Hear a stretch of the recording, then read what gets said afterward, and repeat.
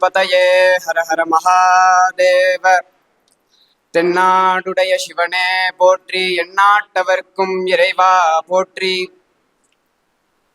கணானாந்த்வா கணபதிகும் ஹவாமஹே கவிம் கவீனாம் புமமஸ்ரவஸ்தமம்.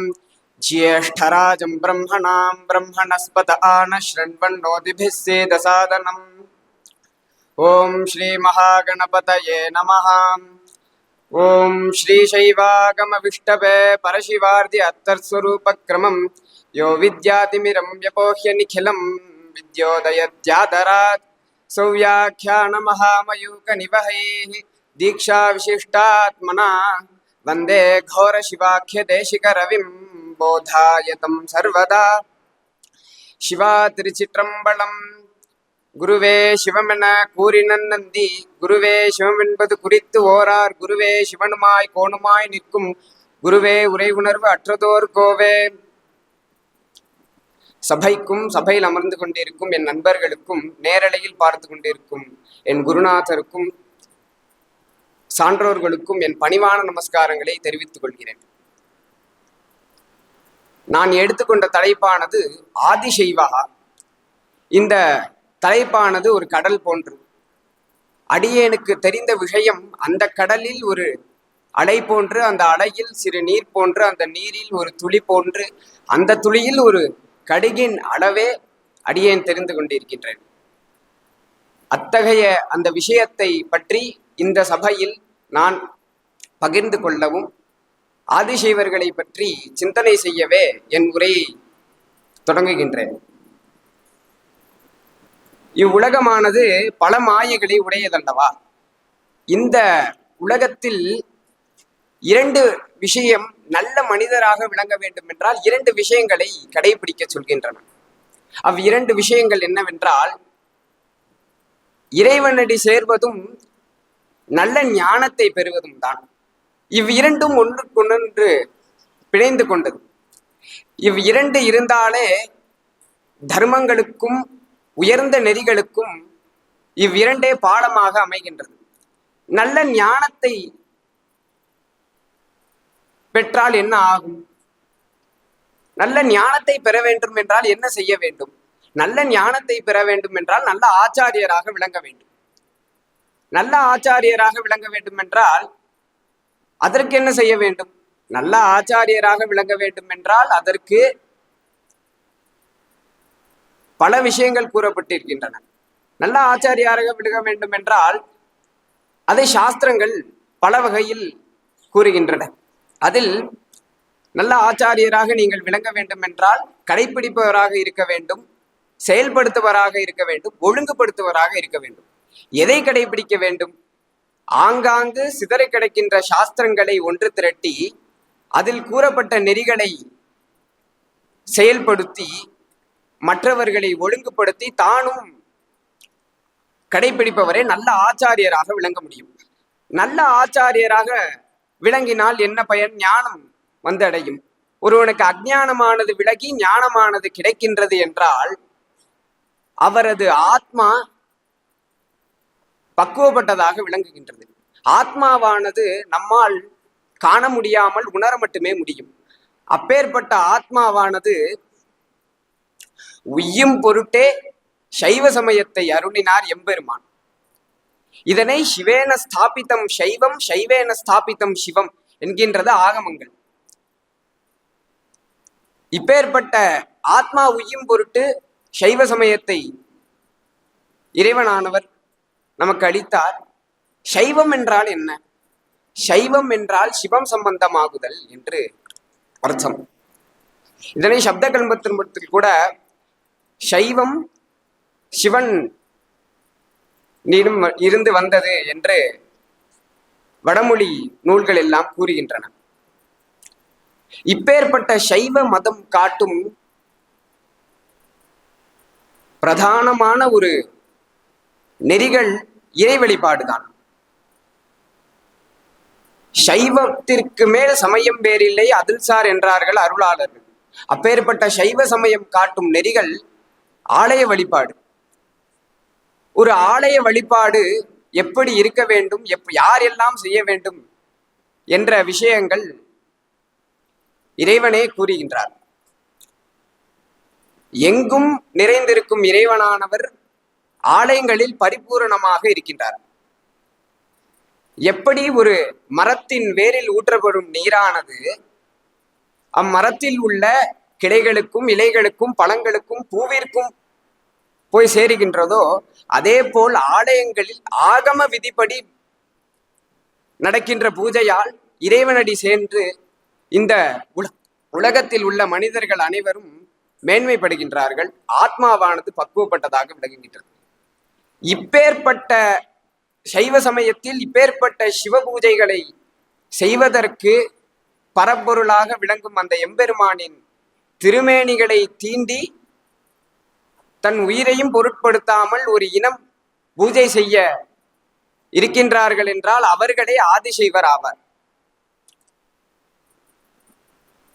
ஆதிசைவர் என்ற சொல்லானது மிக மகத்துவமுடையது. ஆதிசைவ இதி புரோக்த ச சிவ பிராமணோ குருஹு என்று ஆகமங்கள் கூறுகின்றன. ஒரு சிவபிராமணன் என்று சொல்லக்கூடியவர்கள் தான் ஆதிசைவர் குருக்கள் என்று விளங்குகின்றார்கள் என்று ஆகமங்கள் கூறுகின்றன. இப்பேற்பட்ட இந்த ஆதிசைவர் ஆகம விதிப்படி பூஜை செய்வதனாலே தான் பாரத தேசமும் சைவ மதமும் தலை தோங்கி நிற்கின்றன. இப்பேற்பட்ட ஆதிசைவரின் தோற்றத்தையே நாம் இப்பொழுது காணப்போகிறோம். இதற்கு முன் ஆதிசைவர்களின் தோற்றத்தை காண்பதற்கு முன்பு ஒரு சிறிய விஷயமானது நான் பகிர்ந்து கொள்ள விரும்புகின்றேன். முன்னொரு காலத்தில் ஒரு வணிகரானவர் வாழ்ந்து வந்தார். அந்த வணிகரின் வாழ்க்கையிலும் வியாபாரத்திலும் ஒரு மிகப்பெரிய சறுக்கலானது நிகழ்ந்தது. அந்த வணிகரும் தமக்கு நேரமே சரியில்லை என்ற எண்ணத்துடன் தனது ஜாதகத்தை எடுத்துக்கொண்டு பக்கத்து ஊரில் உள்ள மிகப்பெரிய ஒரு ஜோதிடரிடம் பார்க்க சென்றார். அப்பொழுது அந்த வணிகரானவர் பக்கத்து ஊருக்கு பாலங்களையும் நதிகளையும் தாண்டி செல்கிறார். அப்பொழுது அந்த ஜோதிடரை அவர் மிக பொறுமையுடன் பார்த்து பேசிய பொழுது அந்த ஜோதிடர் அவர் ஜாதகத்தை பார்த்துவிட்டு இன்று போய் நாளை வா என்று சொல்லிவிட்டார். அவரும் ஒன்றும் புரியாமல் இவர் என்ன இப்படி சொல்லிவிட்டாரே என்று அவரும் கிளம்பி விட்டார். மாலை பொழுது ஆகிவிட்டது. கனமழை பெய்ததால் அவரால் அவர் ஊருக்கு செல்ல முடியாத காரணத்தினால் ஒரு ஓரத்தில் இடிந்த கட்டடமானது தெரிகின்றது. அந்த கட்டடம் ஒரு ஆலயமாக இருக்கின்றது. அந்த ஆலயத்தில் அவர் போய் அந்த இரவை கழிக்க நினைத்தார். அவரும் அந்த இரவை கழித்து விட்டு அடுத்த நாள் சென்று அந்த ஜோதிடரை பார்த்தவுடன் அந்த ஜோதிடரானவர் மிக ஆச்சரியத்துடன் நீ எப்படி வந்தாய் என்று கேட்க இவருக்கு ஒரு அதிசயம். ஏன் இப்படி கேட்கின்றார் என்று ஒன்றும் புரியாமல் நேற்று நீ எங்க சென்றாய், என்னவெல்லாம் செய்தாய் என்று அந்த ஜோதிடர் பதட்டத்துடன் கேட்க அவரோ நேற்று நான் கனமழையால் ஒரு இடிந்த கோயில் ஒன்று இருந்தது, அந்த கோயிலில் நான் இருந்தேன் என்றார். இவர் நேற்று நீ என்னவெல்லாம் செய்தாய் மறுபடியும் கூறு என்று பதட்டத்துடன் கேட்க அதற்கு அந்த வணிகர் சொல்கின்றார், நேற்று நான் போய் தங்கினேன். அந்த கோயிலை பார்க்கும் பொழுது என் மனமானது மிக துன்புற்றதாக இருந்தது. என்னிடம் செல்வம் இருந்தால் நான் இதை சரி பண்ணுவேனே என்று நினைத்தேன் என்றார். அதற்கு அந்த ஜோதிடர் சொல்றார், நேத்துடன் உன் ஆயுள் காலமானது முடிந்து விட்டது, அதை உன்னிடம் சொல்ல வேண்டாமே என்று உன்னை போய் வா என்றேன். நீ இறைவனுக்கு தொண்டு செய்ய வேண்டும் என்று நினைத்த ஒரு உன்னதமான நினைப்பால் இறைவன் உன் உயிரை காப்பாற்றி இருக்கின்றார் என்றார். நினைத்து பாருங்கள், தொண்டு செய்ய வேண்டும் என்று நினைத்ததற்கே இறைவன் அவர் உயிரை காப்பாற்றி இருக்கின்றார் என்றால் தன் உயிரையும் பொருட்படுத்தாமல் அவரின் திருமேனிகளை தீண்டும் ஆதிசைவர்கள் எப்பேற்பட்ட அன்பின் பாத்திரமாக இறைவனுக்கு விளங்குகின்றார்கள் என்று அப்பேற்பட்ட ஆதிசைவரின் தோற்றத்தையே நாம் இப்பொழுது காணப்போகிறோம். ஆதிசைவர்கள் இறைவனின் 5 முகங்கள் என்று சொல்லக்கூடிய 5 முகங்களிலிருந்து படைக்கப்பட்டவர்கள். முதலில் 5 ரிஷிகளை இறைவன் படைத்து அவர்களுக்கு முறையே தீட்சை செய்வித்து ஆகமங்களை உபதேசித்து அவர்களுக்கு பல நெறிகளையும் காட்டினார். அந்த 5 ரிஷிகளானவர்கள் அகஸ்தியர், பாரத்வாஜர், காஷ்யபர், கௌதமர், கௌஷிகர். இவர் 5 ரிஷிகளும் முறையே ஆகமங்களை உபதேசம் வாங்கிக் கொண்டு சிவாகமங்களில் முறைப்படியே பூஜை செய்தனர். இதில் பல உபகோத்திரங்கள் பிரிந்து இன்றும் சிவாச்சாரியார்கள் கோயில் பூஜை செய்கின்றன, இனிமேலும் செய்வார்கள். இவர்களின் 5 வாழையடி வாழையாக குடும்பத்தினர் சிவாகம முறைப்படி தீட்சை பெற்று சிவாகம பூஜைகளை செய்கின்றனர். சைவர்கள் பல வகை இருக்கின்றன. அநாதிசைவர், ஆதிசைவர், மகாசைவர், அணுசைவர், அவாந்தர சைவர், பிரவர சைவர், அந்நிய சைவர். இப்படியெல்லாம் சிவாகம புராணங்கள் இவர்களை வரிசைப்படுத்துகின்றன. அநாதிசைவர் என்றால் யார்? அநாதிசைவர் என்றால் சாட்சாத் அந்த எம்பெருமானே ஆவார். மகாசைவர் என்றால் யார்? மகாசைவர் என்றால் வேத சாக்கைகளையும் வேதங்களையும் படித்துவிட்டு சிவாகம முறைப்படி தீட்சை பெற்று சிவநெறி நிற்பவர்களே மகாசைவர் ஆகின்றனர். அணுசைவர் போர்க்கலைகளை கற்றுக்கொண்டு சத்திரியராக விளங்குபவர்களே அணுசைவர் ஆகின்றனர். அவாந்தர சைவர் விவசாயி நற்குடியில் பிறந்தவர்கள் அவாந்தர சைவர் ஆகின்றனர். பிரவர சைவர், பிரவர சைவர் என்றால் சலவை தொழில் செய்யும்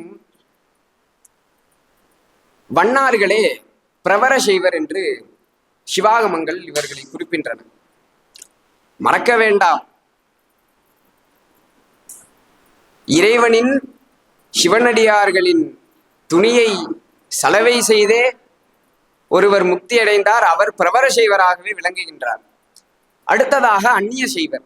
அந்நிய சைவர் என்றால் அந்நிய மதத்தில் இருந்தும் அந்நிய நாட்டில் இருந்தும் சைவத்திற்கு மாறியவர்கள் அந்நிய சைவர்கள் என்று அழைக்கப்படுகின்றனர்.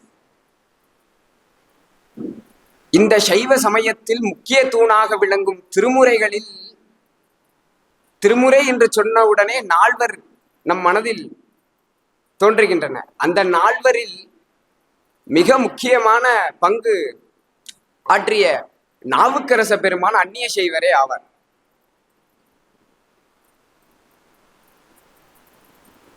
அப்பேற்பட்ட நாவுக்கரச பெருமான் அன்பினாலேயே இறைவனிடம் சேர்ந்தார்.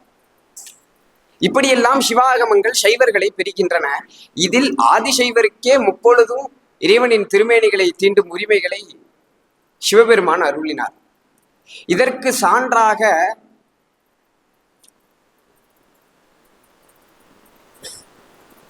ஆதிசைவ பரார்த்தானாம் யதனம் என்றெல்லாம் பல சிவாகம ஸ்லோகங்கள் கூறுகின்றன. பல பேர் நினைத்து கொண்டிருக்கிறார்கள் சைவர்களுக்கு, அதுவும் ஆதிசைவர்களுக்கு பெருமைகள் இல்லை என்று. ஆதிசைவர்களுக்கு பெயரையே பெருமையாக பெயரே பெருமையாக உடையவர்கள் ஆதிசைவர்கள் ஆவார். இவர்களுக்கு பட்டர், குருக்கள், அதன் பின் தீட்சிதர், மாகேஸ்வரர்கள், தேசிகர், சிவாச்சாரியார்கள் என்றெல்லாம் பல பெயர்கள் இருக்கின்றன. பெயரையே பெருமையாக கொண்ட ஆதிசைவர்கள் ஒவ்வொரு பெயருக்கும் ஒவ்வொரு பெருமைகள் இருக்கின்றன. பட்டர் என்றால் ராஜா என்று அர்த்தம். சிவாகமங்களை தெரிந்து கொண்டு இந்த மண்ணுலகில் சிவராஜர்கள் போல நடமாடுகின்றவர்கள் பட்டர் என்று விளங்கப்படும் குருக்கள்கள். குருக்கள் என்றால் குரு என்ற பொருளாகும். அதுவே தமிழில் குருக்கள் என்று அழைக்கப்படுகின்றன.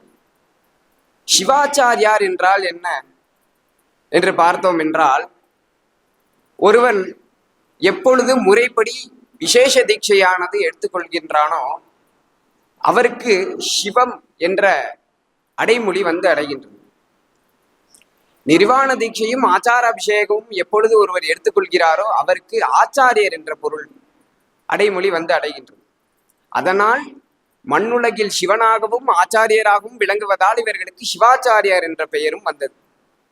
தேசிகர், பரம்பொருளான எம்பெருமான் எங்கும் வியாபித்திருக்கும் அவர் இவர்களால் ஒரு இடத்தில் நிலையம் செய்ததால் சுட்டிக்காட்டப்பட்டதால் இவர்களுக்கு தேசிகர் என்ற பொருளும் வந்தது.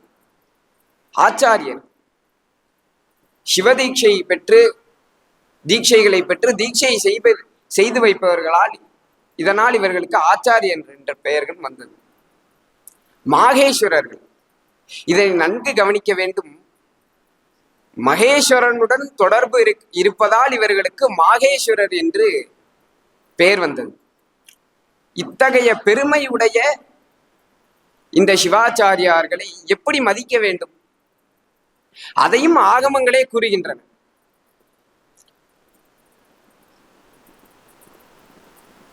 அதனை மிக சிறப்பாக கூறுகின்றன.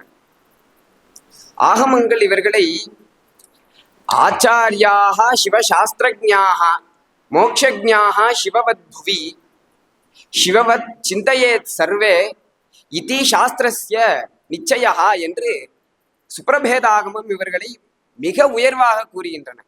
ஒரு சிவாச்சாரியாரை எப்படி மதிக்க வேண்டும்? மண்ணில், இந்த மண்ணுலகில் ஒரு ஆச்சாரிய புருஷராக விளங்குகின்றார்.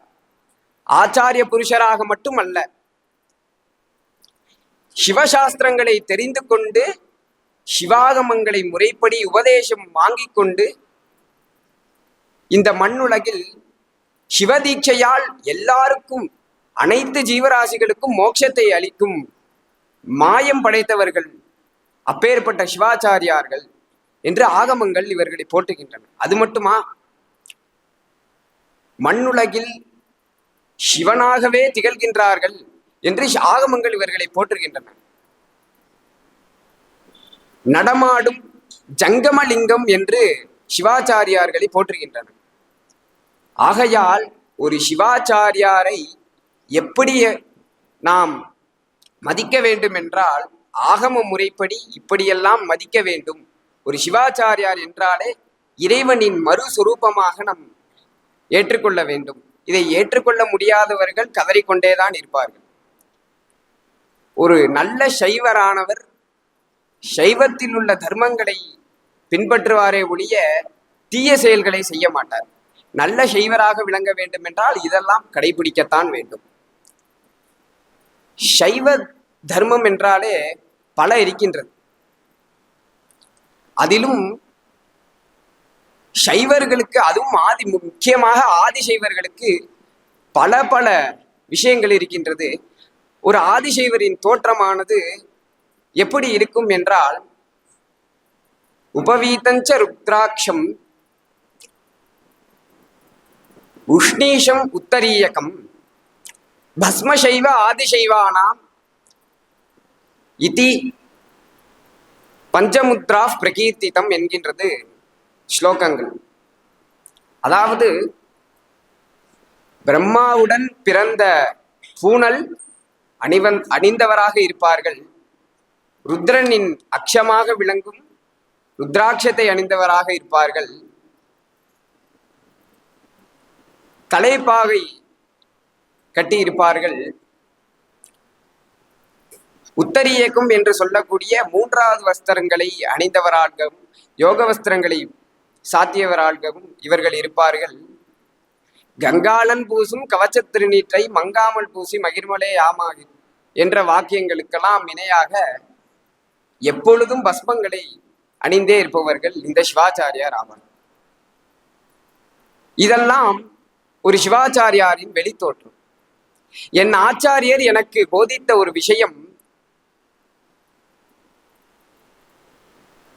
உருவத்தில் மட்டும் சைவராக இருந்தால் பற்றாது, உள்ளத்தில் சைவராக இருந்தால்தான் அவர் சைவர் என்று என் ஆச்சாரியர் போதித்தார். அதனால்தான் தன்னை கடலிலே தூக்கி எறிந்தாலும் கற்றுணை பூட்டியோர் கடலில் பாய்ச்சினும் நற்றுணையாவது நமச்சிவாயவே என்றார் நாவுக்கரச பெருமான். தன் உயிர் பிரிய போகின்றதே என்று அவர் நினைக்கவில்லை. என் இறைவன் என்னை காப்பாற்றுவான் என்ற முழு நம்பிக்கையுடன் உண்மையான சைவராக இருந்ததனால்தான் அவர் அந்த கல்லானது கட்டையாக மாறி கரையில் சேர்ந்தார். ஆகையினால் ஆதிசைவராகவே இருந்தாலும் உருவத்தில் இருக்கக்கூடாது, உள்ளத்தில் தான் இருக்க வேண்டும். இப்பேற்பட்ட இந்த ஆதிசைவர்கள் பல பெருமைகளை உடையவர்கள். சமய இலக்கியங்களிலும் இவர்கள் தேர்ச்சி பெற்றவர்கள். சைவ சமயத்தில் முக்கிய தூணாக விளங்கும் திருமுறைகளில் முக்கியமான நால்வர் என்று போற்றப்படும் நால்வர்களில் மூவர் ஆதிசைவரே ஆவார். ஞானப்பால் அருந்தி ஞானத்தின் வெள்ளத்தை வரச் செய்தவர் ஞானசம்பந்த பெருமான் ஆதிசைவரே ஆவார். இறைவனையே தமிழால் என்னை பாடு, இறைவனையே அன்பினால் மிரட்டிய சுந்தரர் ஆதிசைவர் ஆவார்.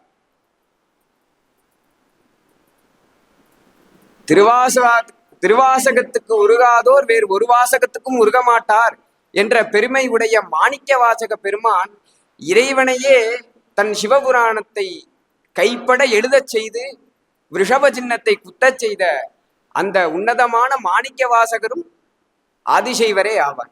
அது மட்டுமா, முப்பொழுதும் திருமேனி தீண்டுவார் என்று அனைத்து சிவாச்சாரியார்களுக்கும் பிரதிநிதியாக விளங்கும் முப்பொழுதும் திருமேனி தீண்டுவார் அடியார்களும் இருக்கின்றார்கள். புகழ்துணை நாயனார் என்று சொல்லக்கூடிய மிகப்பெரிய சிவபக்தரான தொகையடியார்களில் ஒருவரான அவர் சிவாகம முறைப்படி பூஜை செய்து கொண்டிருக்கும் பொழுது அந்த நாட்டில் மிகப்பெரிய பஞ்சமானது ஏற்பட்டது. அந்த பஞ்சத்தில் அவருக்கு சாப்பாடு கூட இல்லாமல் இருந்தது. அதனையும் பொருட்படுத்தாமல் அவர் சிவாகம முறைப்படி பூஜைகள் செய்தார்.